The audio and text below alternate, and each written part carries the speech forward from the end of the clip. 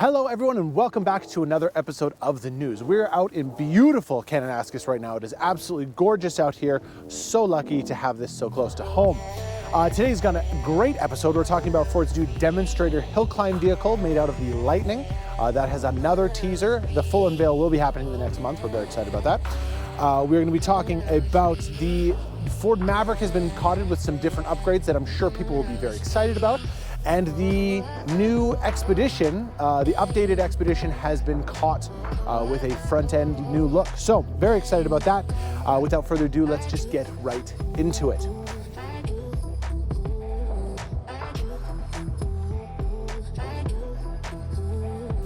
Starting things off, Ford has teased their new hill climb demonstrator vehicle. It is made out of the Lightning. So what you're going to get is a Lightning with a ton of ridiculous aero on it to keep it on the ground during a hill climb. Now, during the hill climbs, an EV is going to perform very well because something like Pikes Peak, which this vehicle is designed to compete at, is a very, very long track. And the higher you get, the more you lose oxygen. So when you have an internal combustion engine, the engine has to work way harder to get that air in the engine to perform well. But with an EV, you don't have to have an intake of air for performance reasons. So it's going to be interesting to see how well it performs. It is a truck after all. So last year, Ford took the Super Van and they broke a world record for EVs. And I'm hoping that they do the exact same thing with the Lightning demonstrator. It's really important that they do this as well because at the end of the day, every insane piece of technology they put in these concept vehicles does end up trickling down into everyday consumer vehicles. So once you see this thing go, in a few years, you might be able to see some of the same tech that you are driving yourself on the road.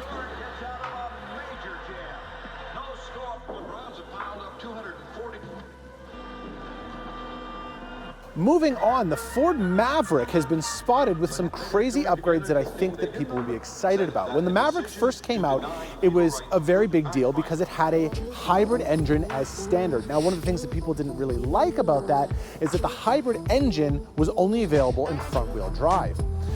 You could opt for a 2-liter engine, which then gave you all-wheel drive. However, a hybrid engine was what people were most excited about. After a while, Ford found out that people weren't really excited about having the hybrid, so they took that away as standard and they gave it the 2-liter as standard. Now, however, caught testing is this Ford Maverick, which with a dead giveaway on the back of it says all-wheel drive with a hybrid sticker. So, is Ford going to fulfill the promise of having an all-wheel drive hybrid Maverick? I think so. This is obviously a very good indication that they're going to. However, it'll be interesting to see what they do with it. I think people would really opt for this option because the hybrid engine is absolutely phenomenal, great on gas, and the Maverick is a great vehicle anyways because it's so small. So let us know down in the comments what you think about that. Would you rather have the 2-liter all-wheel drive or would you rather have the hybrid all-wheel drive? Let us know. The 2025 Expedition has been caught testing. Now it's got a bunch of camo wraps on it, but you can see clearly that the front end looks a lot different. It has that C-clamp shape that Ford is really going for.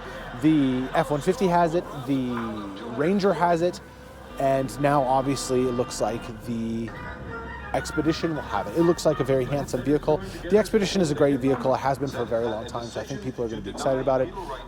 But regardless, let us know down in the comments what you think about the new Expedition look.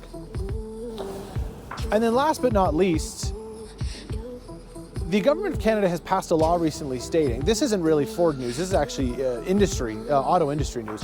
The government of Canada has passed a law recently saying that if you're caught stealing a vehicle, you will lose your license. Auto theft in this country has been so bad recently that this is what they've had to resort to. Now, obviously, I think that that is a great first step. Losing your license for auto theft has got to be up there with options and things that you want to fix and rectify a problem. However, it's still going to be a problem. Canada is known as an export country, so you steal vehicles from Canada and then you export them to other parts of the world to sell. So let us know down in the comments, do you think that that is fair? Do you think that that is not strict enough? Do you think we need more strict rules in place to stop people from stealing vehicles?